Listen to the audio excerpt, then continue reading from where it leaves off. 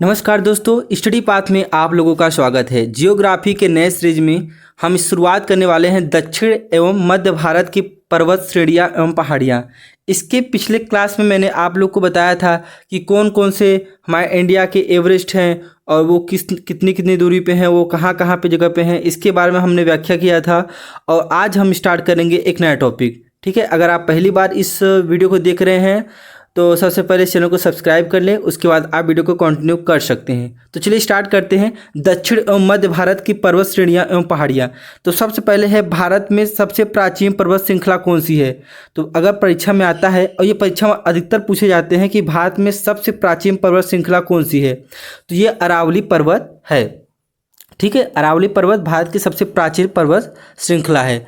राजस्थान, हिमाचल प्रदेश, उड़ीसा एवं आंध्र प्रदेश राज्यों में से अरावली श्रेणियाँ स्थित हैं। तो अरावली श्रेणियाँ इन राज्यों में से कहाँ पर स्थित है? तो इसका उत्तर है राजस्थान। ठीक है, राजस्थान में ही अरावली पर्वत श्रृंखला देखने को मिलती है। चलिए अगले प्रश्न की तरफ चलते हैं। अरावली श्रेणियाँ की अनुमानित आयु कितनी है? कितने साल पुराना है अरावली श्रेणियाँ जो अरावली रेंज से? तो वैज्ञानिकों ने बताया है कि 570 मिलियन वर्ष इनकी आयु है। ठीक है, तो ये आप लोग याद रखिए, बहुत इंपॉर्टेंट क्वेश्चन हो जाता है, हर बार परीक्षा में पूछे जाते हैं ये सब प्रश्न। अगले टॉपिक पे चलते हैं। जो अगला टॉपिक है वो है रेजिडुअल पर्वत का उदाहरण है। ठीक है, रेजिडुअल पर्वत का उदाहरण है अरावली। देखिए, घुमा फिरा कर प्रश्न आपसे बहुत प्रकार से पूछ सकता है, अब वो अरावली पर्वत से ही संबंधित होगा। जैसे पूछेगा रेजिडुअल पर्वत का उदाहरण है, तो ये भी अरावली पर्वत ही होता है। दक्षिण भारत की सबसे ऊंची चोटी कौन सी है? तो अनाईमुड़ी है। ठीक है, दक्षिण भारत की बात कर रहा हूँ। दक्षिण भारत की सबसे ऊंची चोटी कौन सी है? अनाईमुड़ी है। और भारतीय प्रायद्वीप की सबसे ऊंची चोटी कौन सी है? भारतीय प्रायद्वीप की बात कर रहे हैं, ये अनाईमुड़ी, इसका भी यही आंसर होगा। ओके, इसका भी क्या होगा? अनाईमुड़ी होगा। नर्मदा एवं ताप्ती नदियों के मध्य स्थित है कौन सी पर्वत श्रेणियाँ? ठीक है, नर्मदा नदी और ताप्ती नदी के मध्य कौन सी पर्वत की श्रेणियाँ स्थित है? तो इसका उत्तर है सतपुड़ा श्रेणियाँ। ठीक है, सतपुड़ा श्रेणियाँ। अगला है कि उत्तर से शुरू होकर दक्षिण की ओर पहाड़ियों का सही क्रम कौन सा है? ठीक है, यानी उत्तर की तरफ से अगर आप जाते हैं, उत्तर से दक्षिण की तरफ बढ़ते चले जाएंगे तो कौन कौन सी आपको पर्वत श्रृंखला देखने को मिलेगा? तो सबसे पहले आपको नल्लामलाई पहाड़ियाँ, जवादी पहाड़ियाँ, नीलगिरी पहाड़ियाँ, अन्नामलाई पहाड़ियाँ। ठीक है, इस प्रकार से आपको उत्तर से शुरू होकर दक्षिण की ओर पहाड़ियों का क्रम आपको देखने को मिलेगा, अगर आपको ये पहाड़ियाँ क्वेश्चन में दिया है तो। ठीक है, इसकी जगह पे और भी पहाड़ियाँ हो सकते हैं। ठीक है, तो चलिए नेक्स्ट क्वेश्चन पे चलते हैं। अगला क्वेश्चन है, पूर्वी घाट और पश्चिमी घाट मिलते हैं कहाँ पर? पूर्वी घाट और पश्चिमी घाट मिलते हैं किस जगह पे? ठीक है, तो ये मिलते हैं नीलगिरी पहाड़ियों में। नीलगिरी पर्वत है, कर्नाटका में है। ये नीलगिरी पर्वत इसलिए कहा जाता है क्योंकि यहाँ पर एक फूल पाया जाता है जो नीले कलर का होता है, हर 7 वर्ष में वो खिलता है और वो पूरा पहाड़ नीले कलर में बदल जाता है। ठीक है, दूर से देखने पर पूरा पहाड़ ही नीला दिखता है, इस वजह से उससे नीलगिरी पहाड़ियाँ कहा गया है। पूर्वी घाट और पश्चिमी घाट मिलते हैं कहाँ पे? नीलगिरी पहाड़ियों में। ठीक है, और अगला है, कर्नाटक, केरल, तमिलनाडु राज्यों के मिलन स्थल पर स्थित है कौन सी पहाड़ी? देखिए, जो कि नीलगिरी पहाड़ियाँ है वो 3 राज्यों से मिलती है। नीलगिरी पहाड़ी 3 राज्यों से मिलती है, कर्नाटका, केरल, तमिलनाडु। इसका इतना ज़्यादा प्रसार है कि ये 3 राज्यों में है, कर्नाटक, केरल और तमिलनाडु। तो कभी कभी प्रश्न पूछ लेता है कि नीलगिरी पहाड़ियाँ कितने राज्यों में फैली है, तो आपको उत्तर होना चाहिए 3, कर्नाटका, केरल व तमिलनाडु। नीलगिरी पर्वतमाला स्थित है तो वो केरल, कर्नाटका और तमिलनाडु राज्यों में। देखिए, यहाँ पे बहुत ही इंपॉर्टेंट क्वेश्चंस हैं, इससे ज़्यादा प्रश्न कहीं एग्जाम में पूछे नहीं गए हैं, न जल्दी आते हैं। यही प्रश्न घुमा फिरा कर आपसे प्रश्न एग्जाम में पूछे जाते हैं, कॉम्पिटिटिव एग्जाम में पूछे जाते हैं। ठीक है, तो अगले टॉपिक पे चलते हैं, अगले प्रश्न की तरफ चलते हैं। अगला प्रश्न है, भारतीय समुद्र शास्त्रियों ने अरब सागर के तल में मुंबई से पश्चिम दक्षिण में लगभग 455 किलोमीटर दूर एक नए 1505 मीटर ऊंचे पर्वत की खोज की है। इस पर्वत का नाम रखा गया है। देखिए, बहुत इंपॉर्टेंट प्रश्न है।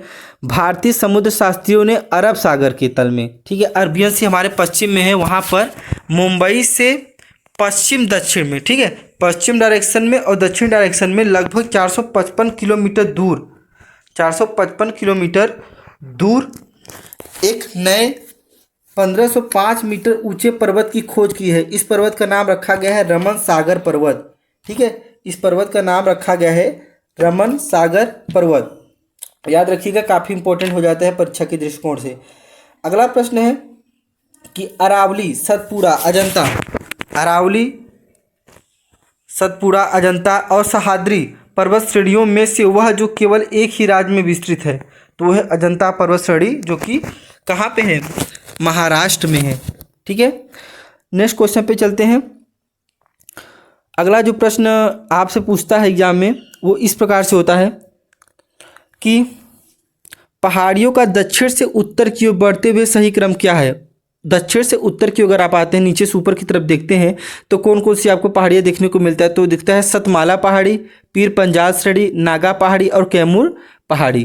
ठीक है, अगले प्रश्न की तरफ चलते हैं। अगला प्रश्न है कार्डामम पहाड़ी जिन राज्यों की सीमाओं पर स्थित है वह है। जो कार्डामम पहाड़ियाँ हैं वो केरल और तमिलनाडु में देखने को मिलता है। अगला प्रश्न है सेवराय पहाड़ियाँ अवस्थित है कहाँ पर? सेवराय जो पहाड़ियाँ हैं वो अवस्थित है तमिलनाडु में। तमिलनाडु में हमारा सेवराय पहाड़ी अवस्थित है। ठीक है, नेक्स्ट क्वेश्चन है बालाघाट श्रेणी, हरिश्चंद्र श्रेणी, मांडवा पहाड़ियाँ तथा सतमाला पहाड़ियों में से महाराष्ट्र में स्थित नहीं है। देखिए, महाराष्ट्र में सब पहाड़ियाँ हैं, बालाघाट श्रेणी है, हरिश्चंद्र श्रेणी है, सतमाला पहाड़ियों की श्रेणी है, लेकिन ये जो मांडव पहाड़ियाँ हैं ये महाराष्ट्र में नहीं है। ठीक है, महाराष्ट्र से बाहर के राज्य की है।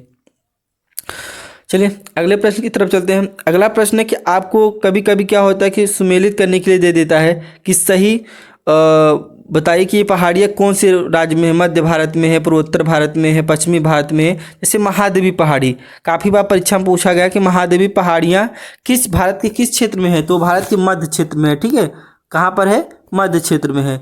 अगला है मीकिर पहाड़ी, मीकिर पहाड़ी पूर्वोत्तर भारत में है, नॉर्थ ईस्ट में। ओके, तो आपको आशा करता हूँ कि सब अच्छे समझ में आ रहा होगा। पहाड़ियों से संबंधित जितने भी महत्वपूर्ण प्रश्न मैं यहाँ पर आपको सम्मिलित करा दे रहा हूँ। ठीक है, तो चलिए अगले टॉपिक पर चलते हैं। अगला है महादेव पहाड़ियाँ। महादेव पहाड़ियाँ भाग है कहाँ की? ठीक है, महादेव जो पहाड़ियाँ हैं वो भाग है कहाँ की? सतपुड़ा पर्वत श्रेणी की, सतपुड़ा पर्वत श्रेणी की। ओके, अगला है धूपगढ़ चोटी स्थित है। धूपगढ़ चोटी स्थित है तो वह है सतपुड़ा रेंज में। ओके, सतपुड़ा रेंज में ही आपको धूपगढ़ चोटी देखने को मिलती है। अगला है रामगिरी की पहाड़ियाँ का भाग है। रामगिरी की पहाड़ियाँ भाग है किसकी? पूर्वी घाट और महेंद्र पर्वत की। ओके, रामगिरी की पहाड़ियाँ भाग है पूर्वी घाट या महेंद्र पर्वत की। इस प्रकार से ये पहाड़ियों से संबंधित प्रश्न हैं जो कि परीक्षा में पूछे जा रहे हैं लगातार। और बच्चों गलतियाँ भी करते हैं, लेकिन आप यहाँ पे गलती ऐसी न करिएगा क्योंकि ये बहुत ही इंपॉर्टेंट हो जाता है। अब हम पर्वत चोटियों के बारे में चर्चा करेंगे और देखेंगे कि पर्वत चोटियों से संबंधित प्रश्न कैसे पूछे जा रहे हैं एग्जाम में। तो सबसे पहले पूछता है कि माउंट एवरेस्ट स्थित है। माउंट एवरेस्ट कहाँ स्थित है? तो आपको याद रखना पड़ेगा माउंट एवरेस्ट इंडिया का नहीं है, वो नेपाल का है। न तो चाइना का है न तो इंडिया का, ये नेपाल में आता है। सबसे ऊँचा पर्वत शिखर कौन सा है? तो विश्व का सबसे ऊँचा पर्वत शिखर है माउंट एवरेस्ट। अगले प्रश्न की तरफ चलते हैं। प्रथम भारतीय नारी जो एवरेस्ट पर चढ़ने में सफल हुई थी? बछेंद्री पाल। प्रथम भारतीय नारी जो एवरेस्ट शिखर पर चढ़ने में सफल हुई थी उनका क्या नाम है? बछेंद्री पाल। अगला है माउंट एवरेस्ट शिखर पर चढ़ने वाली पहली महिला थी। माउंट एवरेस्ट पर चढ़ने वाली प्रथम महिला थी तो विश्व की अगर बात करते हैं तो वो थी जुंको ताबेई। जुंको ताबेई थी जो माउंट एवरेस्ट पर चढ़ने वाली प्रथम महिला थी। लेकिन भारतीय की बात करेगा तो बछेंद्री पाल ही भारतीय महिला थी। अगला प्रश्न आपसे ये पूछ सकता है कि 2 बार माउंट एवरेस्ट पर विजय प्राप्त करने वाली महिला पर्वतारोही कौन है? ठीक है, 2 बार माउंट एवरेस्ट पर विजय प्राप्त करने वाली महिला पर्वतारोही कौन है? तो उसका नाम है संतोष यादव। ठीक है, आप इनको पुरुष मत समझ लीजिएगा, ये है संतोष यादव जो कि एक महिला है। इन्होंने माउंट एवरेस्ट को 2 बार फतह किया है। ओके, अगला प्रश्न आपसे बन सकता है कि एवरेस्ट पर चढ़ने वाली द्वितीय भारतीय महिला है तो वो है संतोष यादव। इनका भी नाम इसी में आता है। अगला टॉपिक है भारत की सर्वोच्च पर्वत चोटी कौन सी है? तो वो है K2 गाडविन आस्टीन। भारत की सर्वोच्च पर्वत चोटी जो है वो है K2 गाडविन आस्टीन, याद रखिएगा, सागर माथा मत कर दीजिएगा। अगला प्रश्न आपसे पूछ सकता है कि हिमाचल की ऊंची चोटी कंचनजंगा कहाँ स्थित है? देखिए कंचनजंगा हिमालय की सबसे ऊंची चोटियों में से एक है, जो कि हमारे भारत से भी लगता है सिक्किम राज्य से। तो नेपाल और सिक्किम में इसे देखने को मिलता है। क्या? कंचनजंगा। ये आपको लद्दाख रीजन में नहीं दिखेगा, ये आपको दिखेगा सिक्किम रीजन में। ओके, तो कंचनजंगा कहाँ पे है? तो सिक्किम और नेपाल में है। नंदा देवी चोटी कहाँ पे है? तो नंदा देवी चोटी आपको दिखेगा, हिमाचल का भाग है गढ़वाल, वहाँ पे आपको नंदा देवी दिखेगा। यहाँ पर एक नेशनल पार्क है जिसे नंदा देवी नेशनल पार्क भी कहा जाता है, तो आप इसे विशेष तौर पे ध्यान दीजिएगा। ठीक है, नंदा देवी चोटी गढ़वाल हिमाचल का भाग है। अगले प्रश्न की तरफ चलते हैं। अगला प्रश्न क्या हो सकता है? नंदा देवी शिखर स्थित है। नंदा देवी शिखर स्थित है कहाँ पर? तो देखिए ये उत्तराखंड राज्य में आता है। ठीक है, नंदा देवी शिखर, देखिए नंदा देवी चोटी गढ़वाल हिमालय का भाग है, देखिए नंदा देवी शिखर स्थित है उत्तराखंड में। गुरु शिखर पर्वत चोटी अवस्थित है कहाँ पर? गुरु शिखर पर्वत चोटी राजस्थान में, ये बहुत ही इंपॉर्टेंट है। गुरु शिखर पर्वत चोटी अवस्थित है राजस्थान में। अगला है अरावली का उच्चतम शिखर है, तो वो है गुरु शिखर। ओके, इसके पहले मैंने बता दिया अरावली राजस्थान वाले भाग में होता है। इसका उच्चतम चोटी गुरु शिखर है, किस राज्य में है? राजस्थान में है। आशा करता हूँ ये आपको बहुत ही अच्छे से समझ में आ गया होगा। हिमालय की चोटियों का पूर्व से पश्चिम दिशा में सही क्रम क्या है? ठीक है, पूर्व से पश्चिम की अगर आप बढ़ेंगे तो उसका जो सही क्रम है वो क्या है? तो सबसे पहले नमचा बारवा आएगा चोटी, फिर कंचनजंगा आएगा, फिर माउंट एवरेस्ट आएगा, फिर नंदा देवी आएगा। ठीक है, आप लोग इसको अच्छे से ध्यान रखिएगा। अगला टॉपिक है गोसाई थान कामेट। ठीक है, गोसाई थान कामेट नंदा देवी त्रिशूल पर्वत शिखरों में से भारत में अवस्थित पर्वत शिखर नहीं है। इनमें से ऐसा कौन सा पर्वत शिखर है जो कि हमारे देश का में नहीं लगता है? तो इसका सही उत्तर है गोसाई थान। गोसाई थान हमारे देश का नहीं है, जबकि कामेट नंदा देवी त्रिशूल पर्वत ये हमारे देश में आते हैं। ओके, तो चलिए अगले टॉपिक को देख लेते हैं। माउंट आबू जो है वो अरावली पहाड़ियाँ हैं। कोडाइन कनाल जो है वो पलनी पहाड़ियों में आता है। उटकमंड नीलगिरी पहाड़ियों में आता है, और शिमला धौलाधार श्रेणी में आता है, धौलाधार श्रेणी में आता है। तो इस प्रकार से आपका ये पर्वत श्रेणियाँ खत्म होती हैं।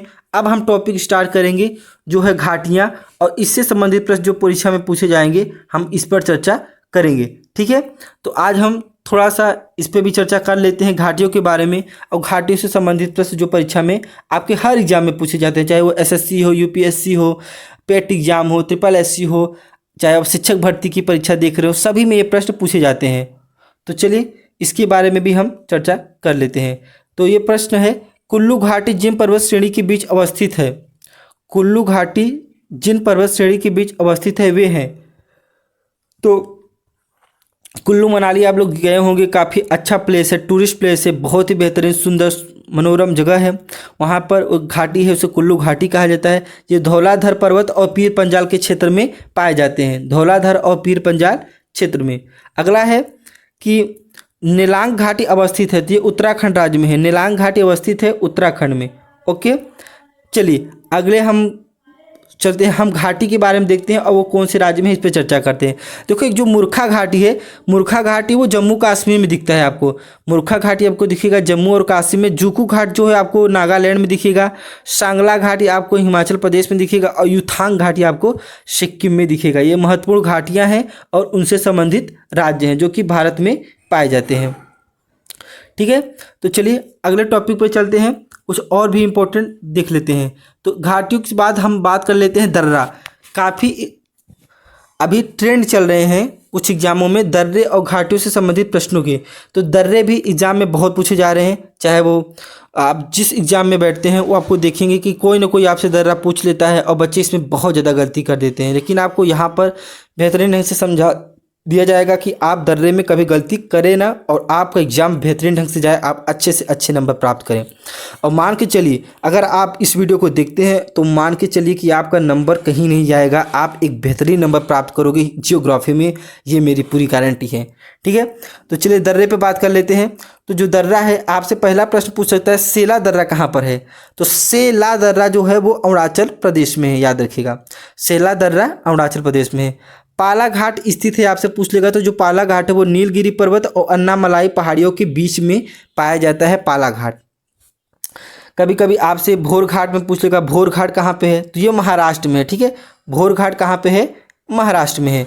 लीपू लेक दर्रा स्थित है, कभी कभी आपसे पूछ सकता है लीपू लेक दर्रा स्थित है तो कहाँ पे है, तो लीपू लेक दर्रा स्थित है उत्तराखंड में। ओके, लीपू लेक दर्रा कहाँ स्थित है, उत्तराखंड में। लेह जाने का रास्ता कौन सा है, तो देखो लेह जाने का रास्ता है जोजिला दर्रा। ठीक है, लेह जाने का रास्ता क्या है, जोजिला दर्रे से। लीपू लेक दर्रा उत्तराखंड में है, जोजिला दर्रा लेह लद्दाख में है। नाथुला दर्रा बहुत इंपॉर्टेंट है, नाथुला। ठीक है, नाथुला दर्रा किस राज्य में है, तो वो सिक्किम राज्य में है। ठीक है, यहीं पे हमको डोकलाम विवाद भी देखने को मिला था। ठीक है, तो इस प्रकार से दर्रे हैं जो कि महत्वपूर्ण हो जाते हैं परीक्षा के दृष्टिकोण से। देखिए अगला टॉपिक है, वर्ष 2006 में लगभग मध्य में भारत और चीन के बीच व्यापार बढ़ाने के लिए पुनः खोला गया, तो वो क्या है, नाथुला दर्रा। यहाँ से इंडिया और चाइना व्यापार करते हैं तिब्बती क्षेत्र या तिब्बती पठार के रास्ते से। ओके, तो याद रखिए डायरेक्टली हम चीन से व्यापार नहीं करते, हम तिब्बत रीजन का यूज करते हैं, और नाथुला दर्रा है जहाँ पे हम इंडिया और चीन व्यापार करते हैं। ओके, चलिए हम देख लेते हैं कुछ और दर्रे और उससे संबंधित राज्य। तो माड़ा जो है वो उत्तराखंड में आता है, जोजिला दर्रा जो है जम्मू कश्मीर में आता है। ओके, बनिहाल जो है वो भी जम्मू कश्मीर में आता है। नाथुला दर्रा जो है वो सिक्किम में आता है। इसी प्रकार से नीति जो है वो उत्तराखंड में आता है। इस प्रकार से महत्वपूर्ण दर्रे हैं जो परीक्षा में पूछे जाते हैं। चलिए कुछ और भी देख लेते हैं दर्रे और उससे संबंधित राज्य। तो चलिए यहाँ पर हम देखते हैं, जो बूमला दर्रा है वो अरुणाचल प्रदेश में है। जेलेपला दर्रा जो है वो सिक्किम में है। मुलिंगला जो दर्रा है वो उत्तराखंड में है, और शिकीपला जो दर्रा है, सिपकीला जो दर्रा है वो हिमाचल प्रदेश में है। ओके, तो आप इसे संबंधित पर्वतीय दर्रे और राज्य याद रखिएगा। और अब अगले टॉपिक पे चलते हैं। जो अगला टॉपिक है रोहतांग दर्रा। ठीक है, रोहतांग दर्रा अवस्थित है कहाँ पर, तो वो हिमाचल प्रदेश में अवस्थित है। रोहतांग दर्रा बहुत इंपॉर्टेंट प्रश्न है, परीक्षा में पूछे जाते हैं। देखिए यहाँ पर जितने मैंने दर्रे आप लोग को बताए हैं इससे ज़्यादा परीक्षा में नहीं पूछा जाता, और ये महत्वपूर्ण दर्रे हैं। आपसे बहुत ज़्यादा खराब नहीं पूछ सकता है परीक्षा में, जो महत्वपूर्ण है वही परीक्षा में पूछता है और बच्चे उसी में गलती करते हैं। तो रोहतांग दर्रा कहाँ पे अवस्थित है, हिमाचल प्रदेश में। मोना दर्रा कहाँ स्थित है, ये उत्तराखंड में है। ठीक है, पर्वतीय दर्रों का पश्चिम से पूर्व का सही क्रम क्या होगा, पश्चिम से अगर पूर्व की तरफ बढ़ेंगे तो क्या हमें दिखेगा, सिपकीला, लीपू लेक, नाथुला और बोमडीला। ठीक है, इस प्रकार से ला को हम दर्रा भी कहते हैं। इंग्लिश में ला लिखा रहता है, कहीं कहीं दर्रा लिखा रहता है, तो इसमें आप कंफ्यूज मत होइएगा। चाहे सिपकी दर्रा हो, चाहे लीपू दर्रा हो, नाथुला दर्रा हो, बोमडीला दर्रा हो, लॉ और दर्रे में वो इंग्लिश वर्जन है और लॉ अलग वर्जन में यूज होता है। ठीक है, तो इस प्रकार से मैंने आज यहाँ पर पर्वत की चोटियाँ, घाटी और दर्रे के बारे में चर्चा कर लिया है। अब हम अगला जो टॉपिक होगा हिम रेखा और हिम नद के बारे में चर्चा करेंगे, और उसके बाद तटीय भाग, भारत का तटीय क्षेत्र कैसा है, इसके बारे में भी चर्चा करेंगे। तो आशा करता हूँ आपको ये वीडियो बहुत ही अच्छा लगा होगा। ऐसे ही महत्वपूर्ण वीडियो देखने के लिए हमारे चैनल के साथ जुड़े रहिए। चैनल को सब्सक्राइब करिए, ज़्यादा से ज़्यादा लोगों को शेयर करिए, वीडियो को लाइक करिए, और मिलते हैं आपसे नेक्स्ट वीडियो में। तब तक के लिए अपनों का ख्याल रखिए। बहुत बहुत धन्यवाद। जय हिंद, जय भारत।